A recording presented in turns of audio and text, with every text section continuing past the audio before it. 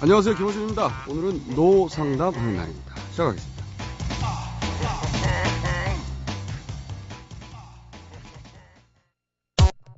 김어준의 색다른 상담소. 달고 다른 처세술은 밥맛 없어. 긍정의 힘은 살짝 지겨워. 부정의 힘으로 순수하게 성공한다. 노상담. 최근 모발과 이별극을 겪으시면서 비극적인 홀로 남으신 황크라테스, 심리학계의 황크라테스, 그리고 하버드대에서 심리학 박사학위를 무려 취득하셨다는 것을 지난 시간에 인증해버리신, 그 말씀하신 기법을 듣고 많은 분들이 감동했다. 역시 전문가구나. 농담만 하는 줄 알았더니 인정하지 않을 수 없다. 라고 하는 분들이 약 2분 정도 제 주변에서 발생했습니다. 어떻게 생각하십니까? 말이 안 되네요. 2분밖에 안 돼. MC 본인과 PD 분이 인정했다는 이 말이네요. 아니요. 제 주변에 우연히 들은 제 지인 한 사람이 그분 대단히 날카롭고, 그리고 하버드 대학을 나오신 게 맞는 것 같더라 라고 하는 이야기. 훌륭하신 분이네요. 그래서 제가 다시 들어봐라, 다른 방송을 말해줬습니다. 어쨌든 오늘 상담도 이 분위기에서 진행하도록 하겠고요. 사연 들어보겠습니다. 저는 31살 회사원 여성입니다. 저는 약자에게는 부드럽게, 강자에게는 강하게 해야 한다는 신념을 가지고 있습니다. 그리고 눈에는 눈, 이에는 이가 최고라고 믿습니다. 남편이 도움이 나오는 유흥업소에 가면 저도 똑같이 그런 데 가고요. 남편이 술값을 많이 쓰면 저도 명품백을 삽니다. 육아든 가사든 철저하게 분담하죠. 대신 결혼할 때 남자가 집을 해와야 한다던가 남자가 가정의 생계를 책임져야 한다는 식의 통념에 연연하지 않기 때문에 남편도 그 점이 고맙고 편하다고 말합니다. 직장에서는 윗사람들에게 바른 소리만 하고 아부는 전혀 하지 못합니다. 상사가 부당한 요구를 하면 그 자리에서 따지죠. 사내에서 정치하고 높은 사람들과 친한 사람들에게는 오히려 쌀쌀맞게 대합니다. 한마디로 전 노상담을 듣지 않아도 좋을 사람인데 문제는 이런 저의 태도에 부작용이 있습니다. 얼마 전 남편은 자신도 모르게 제 눈치를 보게 된다고 말하더군요. 그리고 직장에서는 상사들과 관계가 좋지 않습니다. 일을 시킬 때 제 눈치를 보고 팀장급 상사는 저와 말 섞는 걸 꺼립니다. 그러다 보니 조직 내 평가에서 공격적인 태도로 팀 내 분위기를 흐린다는 평가를 들은 적이 있어요. 가정에서 남편이 저를 무서운 여자로 생각하는 점, 직장에서 저를 공격적인 태도의 사원으로 생각하는 점, 게다가 여자로서 무섭다는 인상을 준다는 것도 저는 싫습니다. 남편은 결혼 생활에 행복하지 못하고 느낄 수가 있겠고, 직장에서는 저를 잘라낼 생각을 하거나 이직을 할 때 나쁜 얘기를 할 수도 있겠죠. 모두가 예스 할 때 노 하면서 살다 보면 사람들이 무서워하게 되는데 이 부작용은 어떻게 해야 하는 걸까요? 네, 웃어서 죄송합니다. 갑자기 제가. 왜냐하면 사연이 나가는 동안 저희 PD가요. 교수님이 워낙 저희가 의자를 바꿨거든요. 최근에 MBC 스튜디오 의자들이 다 바뀌었습니다. 굉장히 좋은 의자로 바뀌었거든요. 첨단 의자로 바뀌었어요. 그래서 교수님이 갑자기 의자를 뒤로 확 제끼고 의자를 너무 느끼시는 거예요. 그래서 저희 사연 나가는 동안 저희 PD가 교수님에게 너무 의자를 느끼시니까 집에 갈 때 의자 싸드리겠다고 그런 대화를 하며 사연 나가는 동안 셋이서 너무 웃어서 제가 웃음을 참지 못하고 죄송합니다. 하지만 있는 그대로 다 알려드려야 되니까. 자, 상담 사연. 이분은 저희 노 상담 말이죠. 때로 단호하게 노해야 할 때가 있고 그때는 노해야 한다는 이야기인데 이분은 노만 하고 사신 것 같아요. 그렇죠. 노만 줄기차게. 노 상담이 필요 없는 게 아니라 예스 상담이 필요한 분입니다. 거꾸로. 잘못 오셨네요. 이분은 예스 상담이 필요한. 이분은 나상담이나 다상담이나 뭐 예상담이나 이런 데 가셔야 되는데. 꿈 상담. 어떻게 하면 꿈상담. 상대방을 전부 다 제압할 수 있는가. 네, 꿈속에서. 네. 어쨌든 이분은 우리 노상담의 취지를 약간 오해하신 것 같고. 이분은 당신의 신념에 충실하신 거예요. 약자에게는 부드럽게, 강자에게는 강하게 해야 한다. 네. 눈에는 눈, 이에는 이가 최고다. 이렇게 믿고 있는 거죠. 근데 저는 여기서 이제 뭐랄까요. 동의가 안 되기 시작했어요. 왜요? 어떤 부분입니까? 약자에겐 부드럽게, 강자에겐 강하게. 좋습니다. 네. 여기까지는 그래. 이런 태도 좋아. 네. 했는데 약자에게 부드럽고 강자에게 강한, 사실 저는 그런 게 신념이라기보다는 사람이 사람한테 가질 수 있는 기본적인 예의라고 저는 생각하고 살아요. 네. 그런데 눈에는 눈, 이에는 이하고 안 어울려요. 아, 그래요? 네. 왜요? 이런 뭐랄까요? 복수심이자 기본적으로. 그리고 절대 당하지 않고 살겠다는 마음. 나를 무시하자 마. 난 절대 누군가한테 무시당하지 않고 내 뜻대로 살 거야. 그리고 당하게 되면 복수하고 말 거야. 그렇죠. 이 마음. 이런 분들이 대개는 피해의식에 시달린다라고 이야기를 하죠. 그러니까요. 네. 그거는 약자에게 부드럽게 기본이 되는 인간에 대한 예의하고 상관없는 얘기거든요. 그렇죠. 전혀. 서로 어울리지 않는 거죠. 그래서 사실은 신념이 아닌 거죠, 이게. 제가 저희 책 한국인의 심리 코드에서도 참 설명을 했는데요. 한국 사회에서 어떻게 살아야 될 건가, 또 어떻게 사는 것이 좋은 것인가라는 이야기를 하는데 거기에서 가장 뚜렷하게 나타나는 게 사람들이 이렇게 살아야 되는 게 좋다 또는 이렇게 살아야 한다라고 믿고 있는 믿음이 있어요. 그게 통념과 같은 믿음인데 그게 마치 미신처럼 작동을 해가지고 그 사람이 살아가는데 많은 어려움을 야기한다는 거죠. 그래서 이분도 본인의 삶에 있어 당신이 굳게 믿고 있어요. 눈에는 눈, 이에는 이. 그리고 강자에게는 강하게. 그래서 약자에는 부드럽게. 근데 약자에게 부드럽게는 100년 해봤자 별로 안 느껴져요. 당연하죠. 예, 약자는 부드럽게 해줘봤자 그 약자한테는 그거조차도 사실은 강하게 느껴지는 거거든요. 그 그죠? 출발을 피해의식이라고 하셨잖아요. 네. 그러니까 이분은 이렇게 생각하신 것 같아요. 그러니까 왜 이런 피해의식을 가진지는 모르겠으나 어쨌든 내가 당하지 말아야지. 그리고 당할 경우는 반드시 복수해야지. 이런 자신의 마음을 그걸 신념으로 세상에 존재하는 몇 가지 문구를 가져와가지고 이것은 신념이야 나의 라고 스스로 포장하고 사시는 것 같아요. 아, 이제 알았어요. 왜 이분이 이런 신념을 가지고 있는가에 대한 이유를 알았어요. 아, 그러셨습니까? 예. 그거는 아까 이야기한 그 피해의식이에요. 그럼 말씀하셨지 않습니까? 네. 그런데 그거는 저는 일반적인 나름대로의 인간 심리의 원칙이라고. 왜냐하면 피해의식을 가진 사람은 이런 미신과 같은 신념을 쉽게 받아들이고 그것에 또 매달리려고 노력을 한다라는 이 심리적인 원칙을 제가 알고 있어서 단지 그걸 언급을 했는데 네. 이분의 경우에 그게 어떻게 작동이 됐는가라는 부분에서 제가 아까 신기한 사람이네라고 딱 보니까 이분 마지막 사연에 이런 내용이 있어요. 남편은 결혼 생활이 행복하지 못하다고 느낄 수가 있고 직장에서는 저를 잘라낼 생각을 하거나 이직을 할 때 나쁜 얘기를 할 수도 있을 겁니다. 이게 바로 정확하게 피해의식을 그대로 드러내고 있는 거죠. 자기 두려움이군요. 그렇죠. 그러니까 핵심이군요. 그래서 모든 이분은 인간관계에 있어서 항상 이 나쁜 경우, 항상 자기에게 피해가 들어올 경우를 가정을 하고 그것을 기초로 해가지고 상대방에게 대하기 시작을 하는 거죠. 이분은 그러니까 공포를 공격으로 해소하는군요. 지금. 그렇죠. 이 불안과 두려움을 공격으로 생각하죠. 그래서 공격이 최선의 뭐 수비다 뭐 이런 이 한국 축구의 그런가요? 예, 어쨌든 간에 한국 축구가 공격이 최선의 수비인가 생각을 했더니 그건 또 아닌 것 같고 그래서 약간 제가 헷갈렸어요. 네. 예, 어쨌든 간에 중요한 건 따로 시간 마련하더라고요. 그렇죠. 예. 축구매니아이기 때문에. 예. 어쨌든 그런 거군요. 무서운 조그마한 자아가 있는데 네. 무서운 그걸 극복하는 방법이 여러 가지가 있지 않습니까? 그렇죠. 다들 다른데 이분은 그런 공포를 차라리 상대방을 공격을 해버려서 예. 나를 겁주지 못하도록 만들어버리는 거군요. 아예.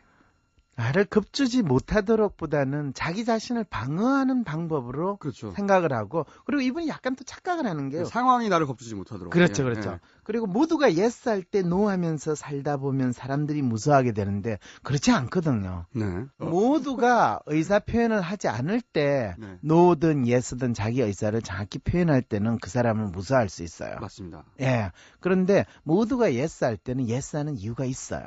음. 그 이유를 알려고 노력하는 게 훨씬 더 사람들이 무서워하게 만들 수 있고 자기를 더 잘 지킬 수 있는데 모두가 yes 하니까 난 no 해야지.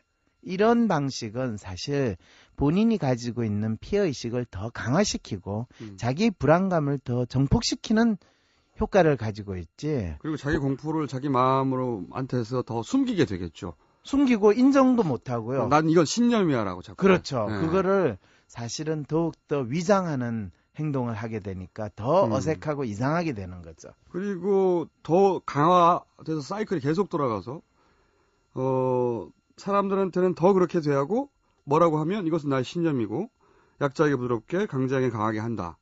그럴듯한 문장이란 말이죠. 그렇죠. 자기가 기대기에 그렇죠. 자기 상황을 기대해서 나는 신념에 가득 찬 여자구나라고 그래서 이런 여성분들은요, 한 가지 재미있는 거는 꼭 임원까지 또 돼요. 필요한 자질 중에 네.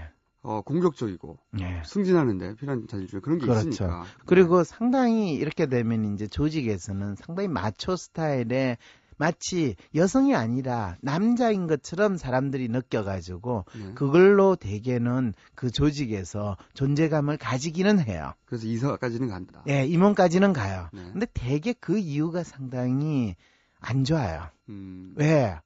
여성인데 남성으로 취급을 받고 남성으로 살았으니까 되게 많은 사람들은 이 뒤에서 저 사람 남편은 참 불행할 거야.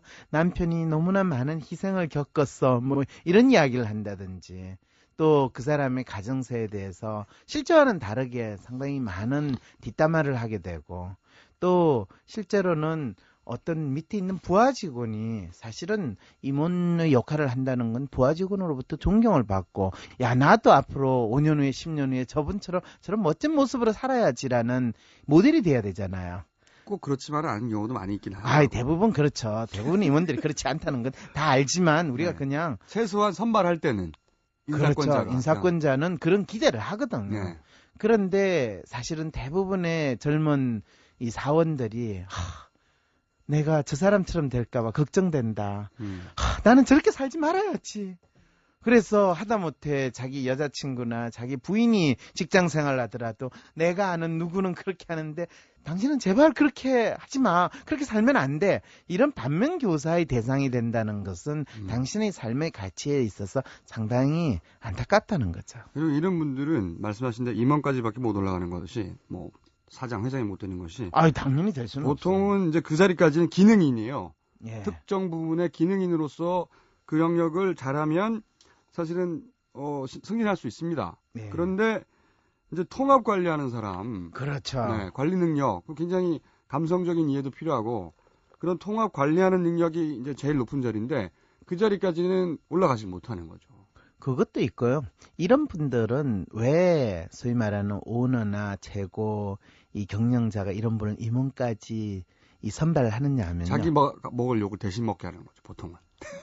그 대신 먹는다는 표현을 좀 더 구체적으로 이야기하면 본인이 아주 더티한 더러운 일을 할 때 그때 대타로 한번 탁 써먹기가 딱 좋거든요. 왜냐하면 이 사람이 기본적으로 사람들한테 성질 아주 안 좋은 사람으로 찍혀있기 때문에 그 사람 무슨 나쁜 짓을 해도 그 사람이 나쁜 인간이니까 나쁜 짓을 했다라고 사람들이 받아들이지 그 조직의 상황에서 그런 일이 벌어진 거로 안 봐요. 그래서 경영진의 책임이라고 잘 안 돌리게 되는. 조직 운영의 기본이죠. 가장 나쁜 사람을 중간에 딱 세워가지고 그 사람이 충성하느라고 여러 가지 과잉 행위를 하고 나서 네. 그 행위의 잘못을 그 사람이 다 뒤집어 쓰고 어떻게 그렇게 잘 아세요? 아니, 참으로 재밌는 것은 네. 그 자리에 간 사람들은 자기가 그렇게 쓰이고 있다는 걸 모르는 몰라요. 네. 네, 그래서 안타까워요. 많은 경우에. 그리고 이 여성분도 아마도 예. 승진을 하든 어떻게 되든 간에 예. 그런 식으로 조직에서 이용당할 가능성이 높죠. 본인은 승진이라고 생각하는 네. 조직이 이용하는 거죠. 그렇죠. 그리고 그 시효가 닿으면 예를 들어 원석이 너무 지나치다든가 예. 그럼 바로 버리죠. 그렇죠. 회사에서. 근데 당분간은 회사에 잘리지는 않아요. 그래서 사실은 이분이 별로 그렇게 자기 고민이라고 이야기를 했지만요. 제가 이 사연을 들으면서 가장 고민했던 거는 이분은 지금 자기가 여자로서 무섭다는 인상을 주는 걸 싫다. 나름대로 여성성이나 뭐 어떤 부드럽고 한 그런 글을 주고 싶다라고 이야기를 하면서도 당신의 삶의 기본 원칙이나 믿음이라고 생각하는 것 자체가 잘못됐다거나 그거를 바꾸겠다라는 생각은 전혀 없었어요. 그러니까 항상 이분은 내 마음은 그렇지 않은데 어쩔 수 없이 내가 그렇게 행동하게 되네 이런 이야기를 하게 되는 거예요. 그렇게 되면 되게 주위 있는 사람이 무섭다라고 이야기할 때는 공격적이라서 무섭다라고 아니라 이분은 저분이 말로 하는 거하고 행동하는 거하고 너무 다르기 때문에 믿을 수 없어서 언제 뒤통수 칠지 몰라서 무섭다라는 식으로 받아들이게 돼요. 그리고 이런 생각이 듭니다. 이렇게 신념을 강조하고 특히 예. 많은 경우에 그런 것 같은데 신념을 강조하고 자신의 원칙이 있다고 말하고 타협하지 않는다고 말하고 하는 인간들은 항상 반대로 행동할 가능성이 높죠. 그렇죠. 대부분은 예. 보면 결국은 겁먹은 동물이에요. 이 놀라운 통찰. 네, 감사합니다. 이야, 역시 머리카락 많은 인간들이 간혹 가다가 간혹 예. 걸린 겁니까? 예. 저는 이런 사람들을 볼 때마다 그 얼굴을 굳히고 비장하게 신념과 원칙을 얘기하고 항상 네. 근본주의를 말할 때 그렇죠. 그 뒤에 항상 보면 저 겁먹었구나. 그렇죠. 겁먹은 한 마리 동물이 울부짖는다. 그런 생각이 들어요. 그래서 왜 근본주의라는 사람들이 아주 무지막지한 폭력을 쉽게 행사하게 되고 자신의 삶의 원칙을 다른 사람들한테도 강요하는 행동을 보이게 되는가? 근데 겁먹은 동물이 가장 극렬하게 저항하죠. 네. 겁을 먹었을 순간에. 그렇죠. 자기가 패닉 상태에 빠져서 평소라면 하지 않을 정도 자기가 다치는 줄도 모르고 아니 마구 완전히 덤비거든요. 이 코너에 몰린 그러죠. 쥐는 고양이한테도 덤벼들거든요. 그렇죠. 그겁니다. 저는 이분이 인생에 있어서 겁먹은 채로 잔뜩 웅크리고 상대방이 나한테 어떤 불이익을 주는 행위를 할까봐 지레 네. 그 모든 상황으로부터 공세적으로 대처하여 자기가 피해 입을지 모르는 상황으로 도망가는 겁먹은 동물. 그래서 이런 분들을 되게 이제 상담을 하게 되면 어린 시절의 경험, 부모의 양육 형태, 그 다음에 초, 중, 고등학교 때에서의 주위 친구와의 관계, 이런 과거의 이야기들을 쭉 들어보면서 나름대로 본인이 지금은 상당히 강하고 무서운 여자로 보이지만은 사실은 본인이 거의 심리적으로는 겁먹은 동물처럼 지내왔다. 거기에서 스스로 나름대로 생존 전략이라고 만들었던 이 행동이 어디에서 나왔을까? 이런 부분들에 대해서 자기 성찰을 하게 만들죠. 어떻게 됩니까, 이분은?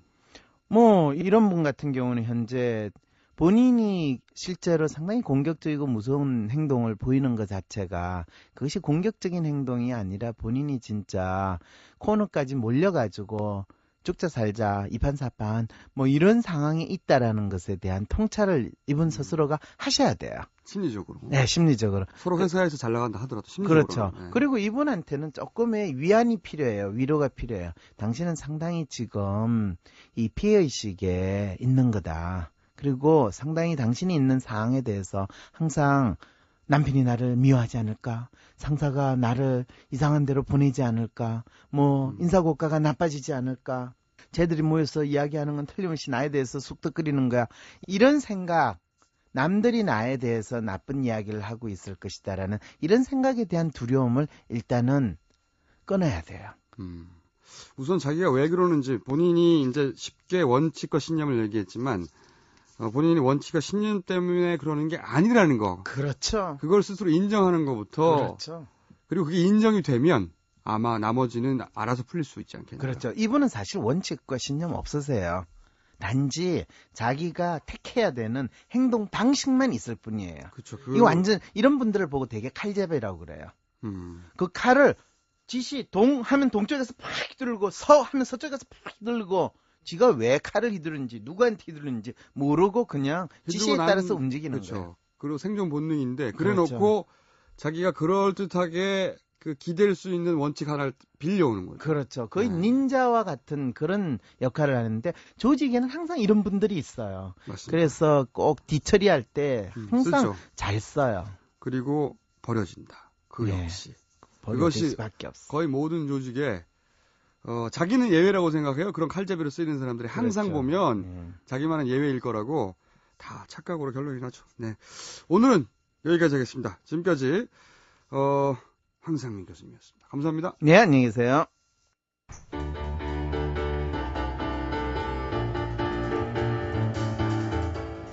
오늘의 교훈은 이렇습니다. 누군가 지나치게 신념과 원칙을 강조할 경우 그 사람은 10중 8구 겁먹은 동물이다. 김어준이었습니다. 내일 9시 35분에 다시 뵙겠습니다.